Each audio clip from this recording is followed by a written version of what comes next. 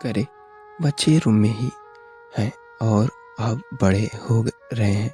सुबह ने अपने पास सोती चुकी शान और आशा को देख खुद के करीब आते हुए आदित्य को डांटा तो आदित्य ने नाराज होते हुए कहा, तुम अब सच में मुझे प्यार नहीं करती। जब देखो मुझे खुद से दूर करती रहती हो। मुझे तो भूल ही गई हो क्या?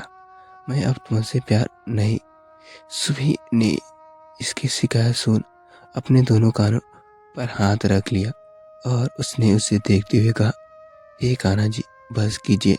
आप कितना ड्रामेबाज हो गए हैं और झूठे भी। अगर सच में मैं दूर चली गई तब पता चलेगा आपको कि दूरी क्या होती है। सुबह ने यह कहा ही था कि आदित्य ने अपना मुंह अपने हाथों से दबा उसे पर नाराज होते हुए कहा, सच में तुम्हारा कुछ नहीं हो सकता। ये ऊपर वाला माला तुम्हारे हमेशा खाली रखेगा। जरा भी नहीं सोचती क्या बोल रही हो। अगर आगे से कभी दूरी की बात की तो तुम्हें बहुत मारूंगा। ये कहते हुए आदित्य ने शिवी को गोद में उठा लिया और उसे बच्चों से अलग अपने साथ अपने रूम में ले आया। उसे दिन सुबह के मुंह से निकली वो बात सच हो चुकी थी जिससे आदित्य ने एक बस काम करती मशीन बना दिया था। वो अपनी यादों में गुम था कि तभी आरोही रूम में चली आई। आरोही को देख आदित्य मुस्कुराया और उसने उससे कहा, गुड मॉर्निंग बच्चा। आरोही ने उसे कोई जवाब देने की जरूरत उससे सीधे सीधे थोड़ी सख्त होते हुए पूछा, आप कोई मजाक तो नहीं कर रहे हैं मेरे साथ? अगर ऐसा है तो प्लीज ऐसा मत कीजिए। आरोही की बात सुन आदित्य एक बार फिर मुस्कुराया। आरोही मैं उसे अब तक थोड़ी बहुत झलक सुबह की देखने को मिल चुकी थी। बस उसके अपने डैड से क्या कैरेक्टर इनहेरिट किए है ये अभी उसे जानना बाकी था। अपनी जगह से वो उठ खड़ा हुआ। उसने अपना फोन निकाल उसमें कुछ देखते हुए अब आरोही की तरफ अपना फोन बढ़ाते हुए कहा, पहचानो ये कौन है? आरोही ने आदित्य से फोन लेकर नजर स्क्रीन पर देखा तो वो फुसफुसाते हुए, ये तो मैं हूँ। फोन में आरोही की बचपन की फोटो थी जिसे देख समझ आ गई थी कि वही है। वही आदित्य ने सब अब आएगा। स्क्रीन किया तो एक और फोटो थी जिसमें वो आदित्य और सुबह के बीच में खड़ी हुई थी। इसी के साथ आदित्य ने उसे कई ऐसे फोटोज दिखाए जिसमें आरोही साथ हो चुकी थी। आदित्य ने लास्ट में अब सुबह और उसकी शादी की फोटो आरोही को दिखाते हुए पूछा, अब तो मानती हो ना कि मैं ही तुम्हारा डैड हूँ? आरोही सुबह यानी अपनी माँ को दुल्हन के जोड़े में देखती रह गई कि कितनी सुंदर दिख रही उसकी माँ। वो अपनी सोच में गुम थी कि तभी आदित्य ने कहा, और तुम्हें क्या लगता है आदित्य मित्तल के पास इतनी फालतू टाइम है जो वो इतना बेहुदा मजाक किसी के साथ करेगा? आरोही को अब अपनी कही हुई बात पर थोड़ी शर्म महसूस हुई। ये सच था कि आदित्य क्यों इस तरह का मजाक करने लगा। तभी आदित्य का फोन बजने लगा। उसने कॉल पिक किया और जल्दी से रूम से बाहर निकल आई तो आरोही ने भी अब कुछ सोचते हुए कहा, निकलकर हॉस्पिटल में ही बने मंदिर में जाने लगी कि तभी किसी ने उसका हाथ पकड़ उसे कॉर्नर से खींच लिया।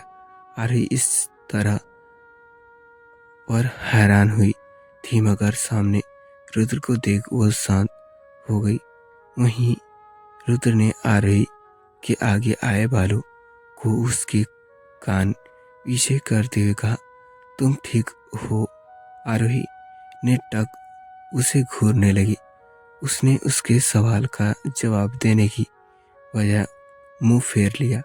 यह देखकर रुद्र ने उससे पूछा, क्या हुआ, चुप क्यों हो तुम? इस पर आरोही ने चिढ़ते हुए कहा, क्योंकि मुझे अच्छा लग रहा है चुप रहकर। और आप अब यहाँ क्या कर रहे हैं? जाइए यहाँ से, कहीं आपको पापा ने देख लिया तो माँ हंगामा हो जाएगा। जाइए। वो उसके कल रात उसे छोड़ कर जाने की वजह से बेहद नाराज थी, जो कि रुद्र भी कहीं ना कहीं समझ रहा था।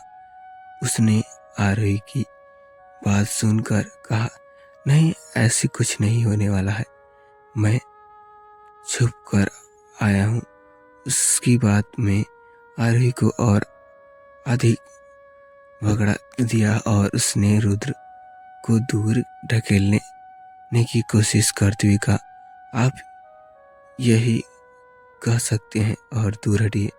इस पर रुद्र ने उसके हाथों पर अपनी पकड़ करते हुए अभी से ही दूर जाने की कही रही हो। वो रुद्र को कहने का असल मतलब नहीं समझी थी।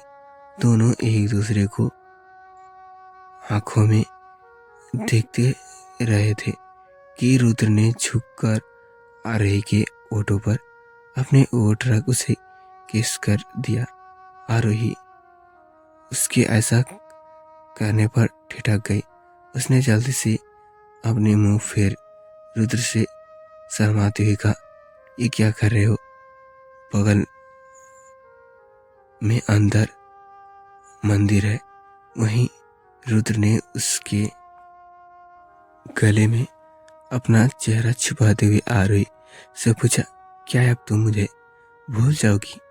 आरोही को फिर से उसकी कही बात कुछ पल्ले नहीं पड़ रही थी कि तभी रुद्र ने आरोही के दोनों हाथों से अपना हाथ की उंगलियों को सहलाते हुए कहा, इतनी कुछ एक रात में हो गया, मुझे कुछ समझ ही नहीं आया रहा है। जानती हो तुम्हारे नालायक होना पर कसम से तुम्हारा लायक बन कर दिखाऊंगा।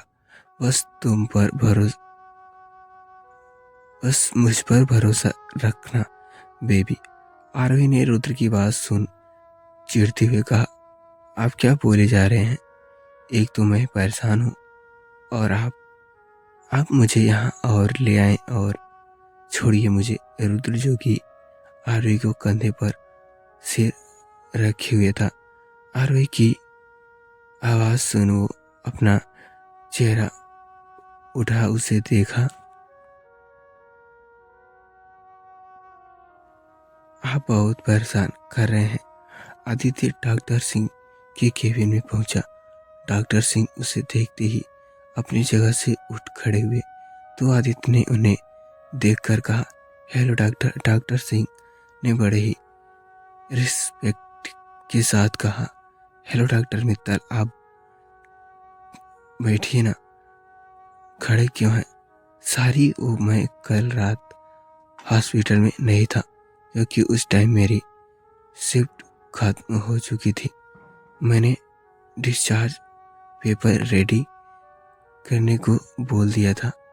आदित्य चेहरे पर डॉक्टर सिंह के सामने जाकर बैठ गया तो डॉक्टर सिंह ने आगे कहा, आपको कुछ भी झूठी तसल्ली नहीं देना चाहता, पर सच यह है कि ऐसा का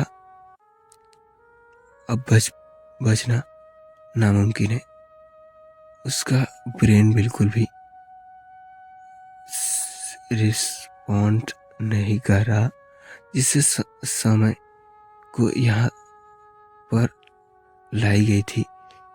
इसके लिए सिर पर यानी फोरहेड पर एक गहरी चोट थी।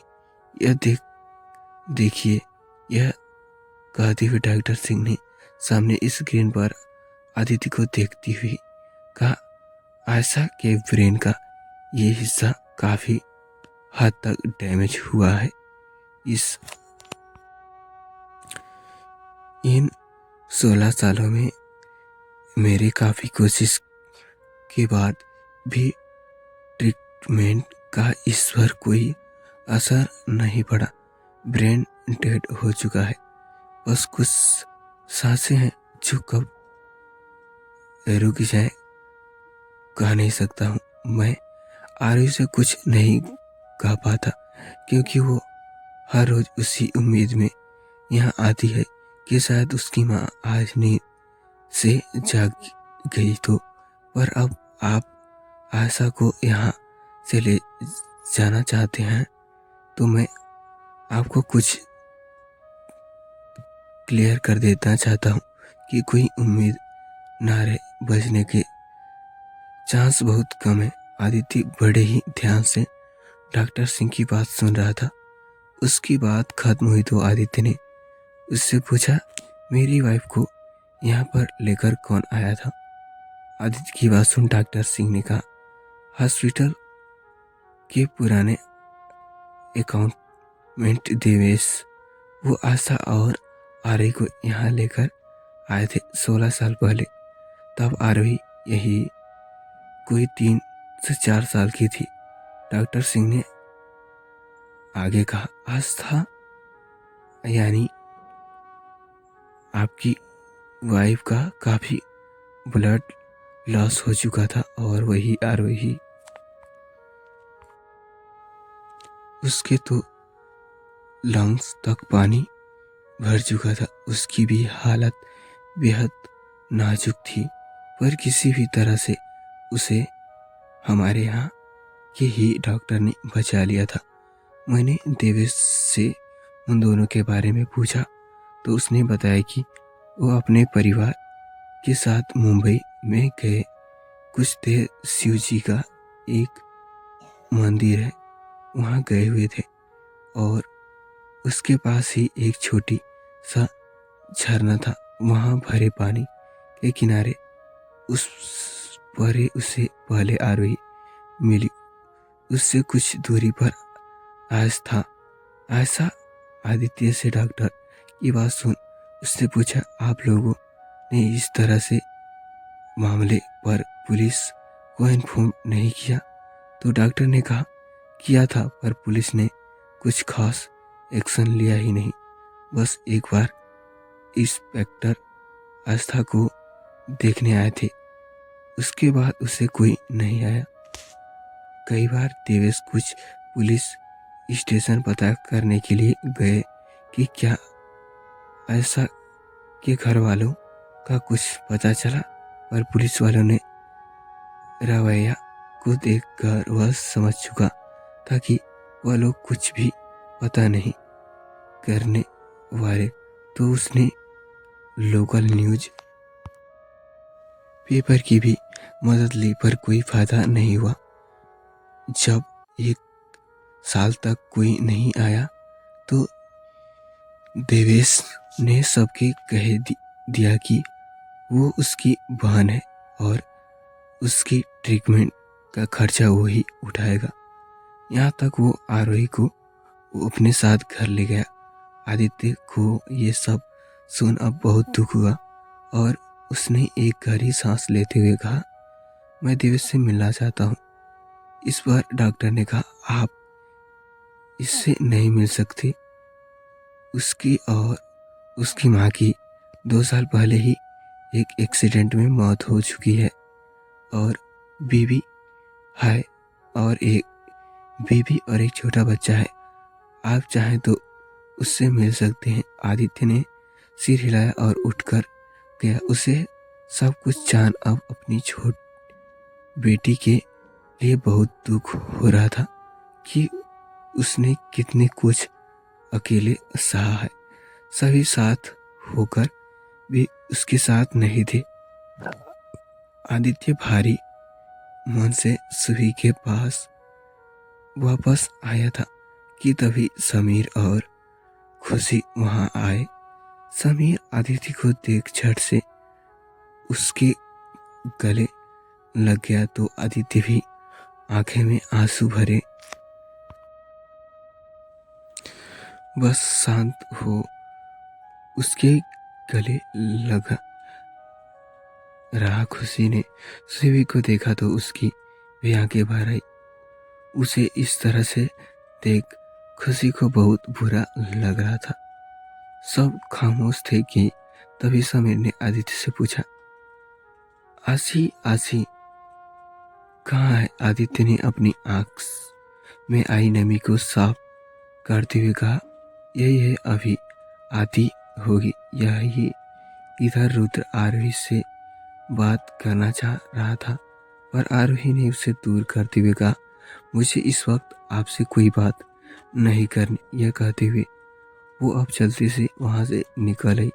उसे रुद्र से क्या किसी से भी बात करनी ही नहीं थी। वो बस कुछ देर के लिए शांत और अकेले रहना चाहती थी। पर फिर कुछ सोचने वो वापस अपनी माँ के पास लौट आई तो उसे शांत देख वहां बड़ी खुशी ने मुस्कुरा कर आदित्य से पूछा, आशा? तो आदित्य ने अपना सिर हिला दिया। अगले ही पल खुशी ने आरोही को अपने बाहों में भरते हुए कहा, ओ मेरी आंसू, ये सुन। आरोही ने अब मन ही मन सोच, हे कान्हा जी। और हाय फ्रेंड्स, मैं ऐसा करता हूँ ये स्टोरी आपको अच्छी लगी होगी। तो फ्रेंड्स, ये स्टोरी आपको कैसी लगी कमेंट करके जरूर बताएं। उससे पहले आप हमारे चैनल पर नए हैं तो चैनल को सब्सक्राइब करके बेल आइकन को ऑल पे प्रेस कर दें ताकि कोई भी वीडियो नोटिफिकेशन आपको सबसे पहले और तुरंत मिले। तो फ्रेंड्स, चलिए मिलते हैं मजेदार स्टोरी के साथ नेक्स्ट पार्ट में। आप हमारे चैनल पर नए, चैनल को जरूर से जरूर सब्सक्राइब कर लें क्योंकि अभी हम लोग 1 के करीब में पहुंच रहे हैं धीरे धीरे। तो प्लीज फ्रेंड, अगर हमारे चैनल पर 1 के सब्सक्राइबर यानी कि 1000 सब्सक्राइबर कंप्लीट हो जाते हैं तो डेली के डेली मैं 3 से 4 पार्ट अपलोड करूंगा। तो फ्रेंड्स, चलिए जल्दी से जल्दी आप हमारे चैनल को नया तो सब्सक्राइब कर लें। चलिए मिलते हैं नेक्स्ट पार्ट में, तब तक के लिए bye bye. Thank you for watching my video.